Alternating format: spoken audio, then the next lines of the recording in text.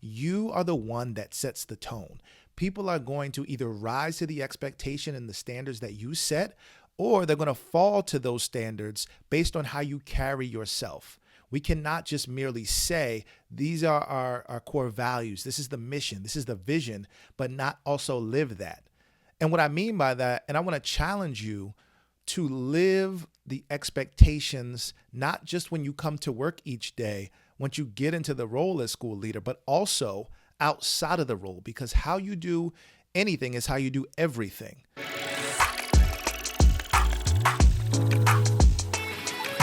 What's going on, aspiring school leader? I am Dr. Donovan Smalls II, and welcome to Beyond the Classroom. I help aspiring school leaders navigate interpersonal and organizational complexities for greater instructional impact. Now, today we are going to be talking about elevating your leadership standards.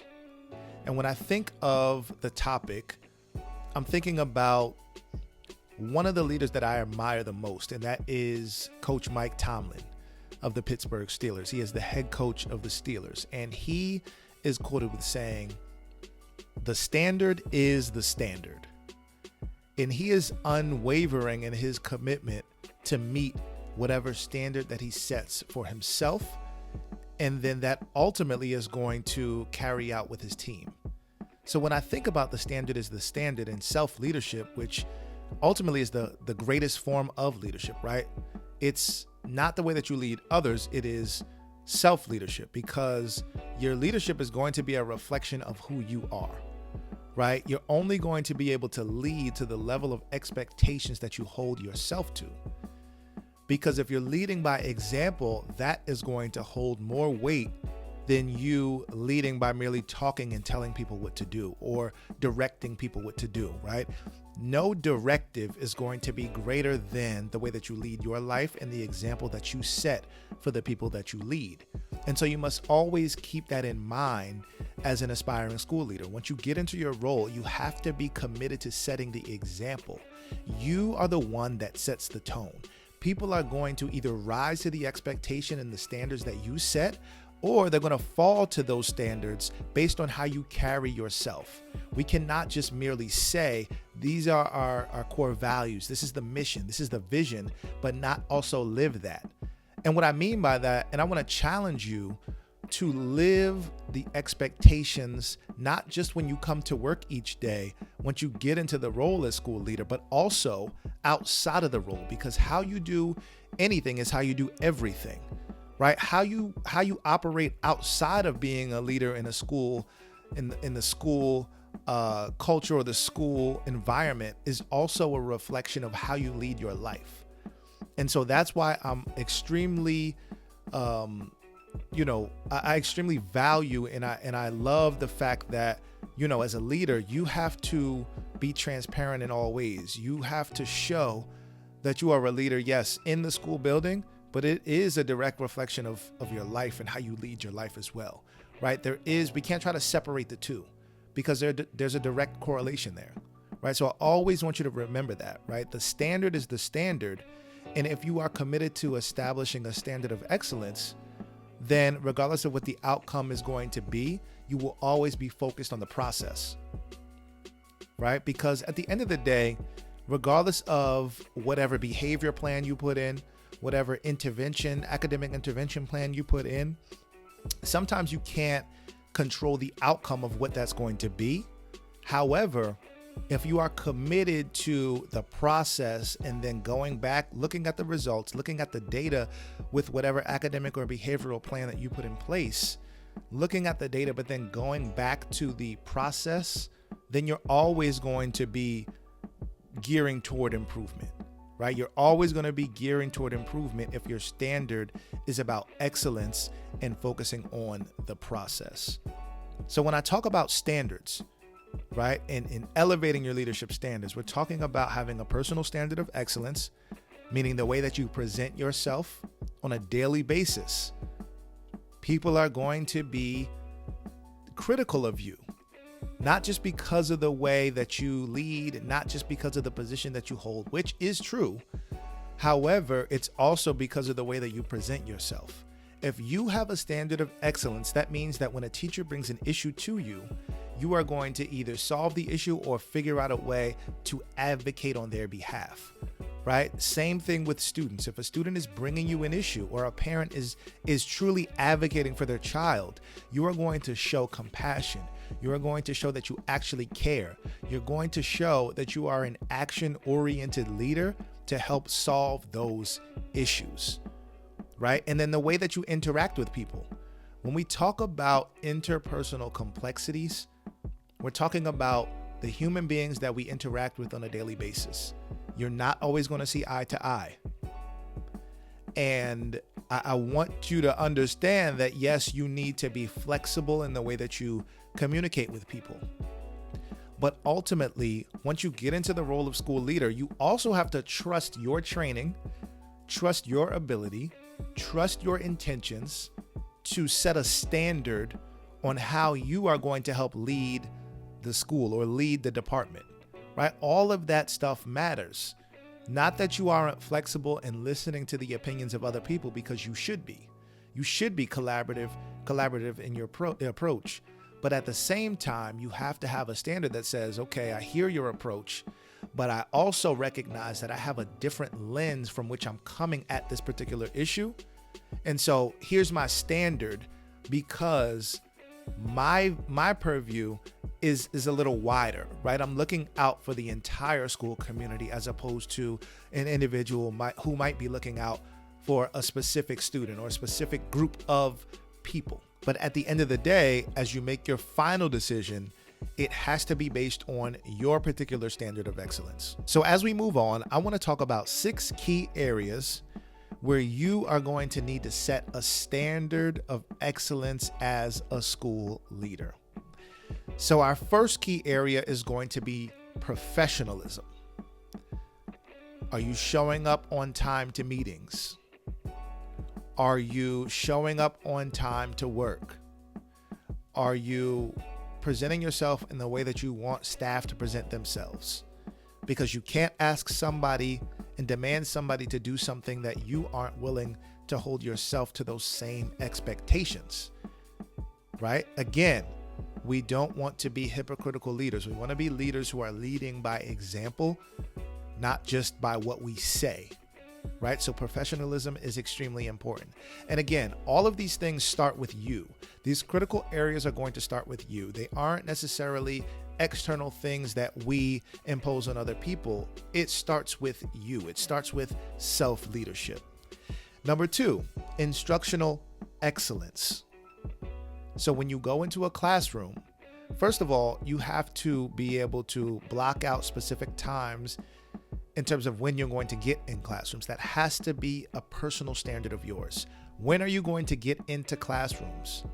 Unless there is a dire emergency, nothing should stop you from getting into the classrooms if that is what you have put on your schedule. If you have made a commitment, make sure that you're carrying out those commitments to the best of your ability. And I understand that there are some unforeseen things that are going to come up, because it does happen. But at the end of the day, you want to make sure that you are extremely focused on whatever the task is, whatever you put pen to paper toward, make sure that you follow through with that. So when you go into the classroom, what does instructional excellence look like to you? Because as an instructional leader, you can't call yourself one if you're not actually having some sort of framework in terms of what you're looking for in the classroom. Are you looking for levels of engagement, right? Particular levels of engagement. Are you looking for students to particularly be collaborating with one another? Are you looking for independent work? Are you looking for an objective? What actually are you looking at when you go into a classroom that's going to demonstrate instructional excellence? But then if you're looking at yourself, how are you growing your own practice in terms of professional development? How are you becoming a better instructional leader as you are teaching and leading your teachers to become better teachers? This isn't a one-way street, right? Just because you're a leader does not now give you the authority to then dictate everything without learning from somebody else. In the previous video, we talked about mentorship, and you should always be mentoring somebody, and you should also be getting mentorship from someone. So this is the same thing. How are you growing your practice as an instructional leader, and at the same time holding other people to the level of instructional excellence that you have set? Number 3, student discipline and behavior, right? And so we know that if you have a discipline problem, most likely you have some sort of school culture issue, right? And that's typically what happens, right? There's usually that correlation between student discipline and maybe a culture issue within the building. But what does excellence look like? What is the standard when it comes to student behavior? One of the strategies that I try to use when I speak to students, if there's a particular behavioral issue, I try to make sure that every time I'm talking to the student or any students, that I explain to them that we have a specific standard in our school. This is what we do. And that particular behavior was outside of that, outside of our commitment of excellence when it comes to behavior. So in a restorative way, how do we get back to operating within our framework of positive student behavior, right? Because you have a leadership skill as a student, but we need to be using those leadership skills to influence people in positive ways as opposed to whatever outcome came from the disciplinary or the behavior that was shown in a particular classroom, right? So what is your standard when it comes to student discipline? Are you going to be more restorative, hopefully, as opposed to being punitive, right? And restorative doesn't mean that you don't have some sort of consequence. It just means that we are creating an environment where we're teaching and we're corrective in the way that we discipline, as opposed to disciplining without any type of lesson being learned, right? Because if there's no lesson being learned, then how is the student going to correct the behavior, right? So again, you must have a standard of excellence as it relates to student discipline and behavior. Number 4, communication and collaboration. What is your standard going to be when you get into the role as it relates to collaborating with your colleagues? Do not be a gatekeeper of information. That's how you make the most errors, right? Leadership is not about operating in isolation. Leadership is about collaborating with other people, figuring out a decision, and then we go forward with the collaborative decision, even though you might have some information that they don't, right? So you want to make sure that you are always being collaborative, but you do have a final say as a leader, right? Never forget that. You do have a final say, but when it comes to making the decision, make sure that you are including other people. That should be a standard that you have. Think about a quarterback on a football team. Many times the quarterback is going to get whatever type of, success in the media, if there's a good game that the team has, but they're also going to get that backlash if the team fails, if the team doesn't win. And leadership is very similar. In fact, it is the same, right? You are going to get the headline if something goes well, but you're also going to get the headline if something does not go well. But I can assure you that there are things that are going to go well more times than not if you collaborate with other people and hear multiple perspectives before you come to that final decision. So again, number 4 is communication and collaboration. Number 5 is productivity, right? So what is your standard of excellence as it relates to productivity? What does productivity look like for you?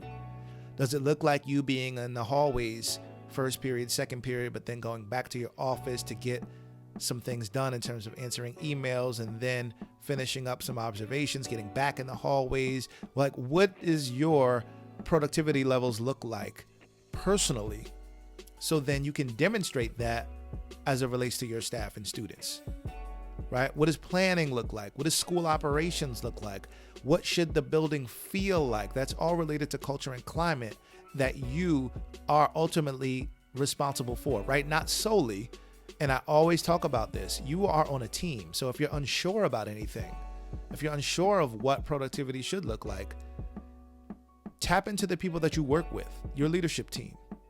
Because, and I'm big on this, right? You are coming into the role, stepping into the role. You always have to make sure that your vision is in line with the vision of your supervisor, right? If you're an assistant principal, it's going to be your principal. If you're a supervisor, it's going to be a director.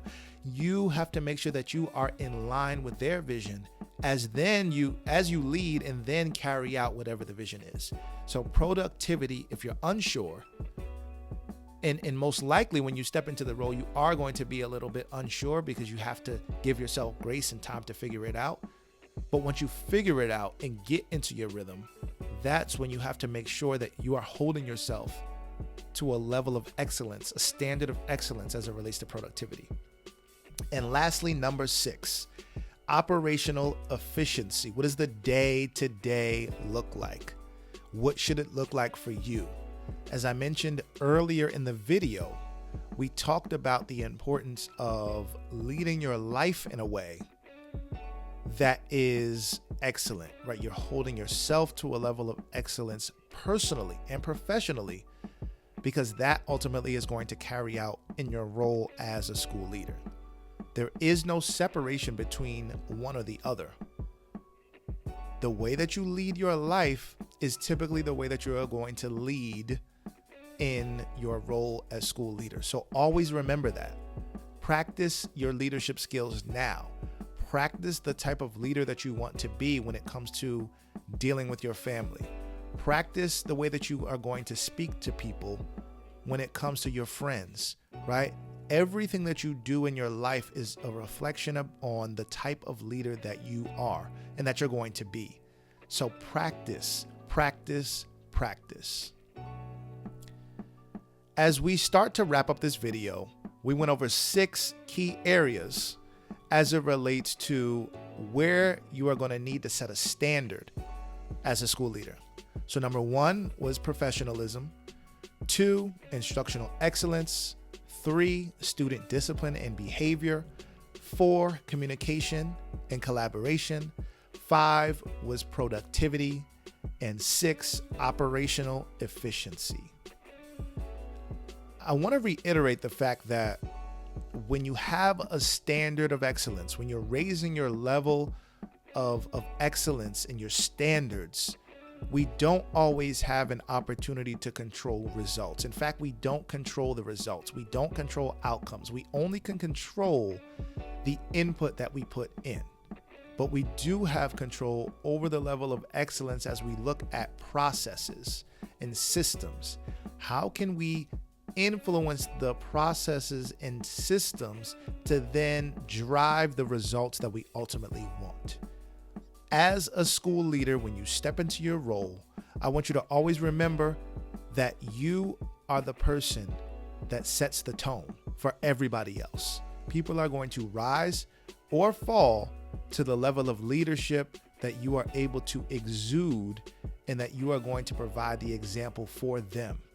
You are the example. You are the person that's going to set the standard.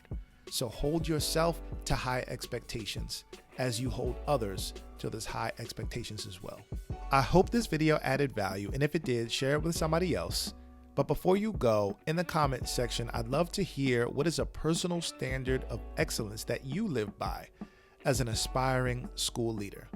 As always, I hope you have a great week of teaching, leading, and learning. Take care.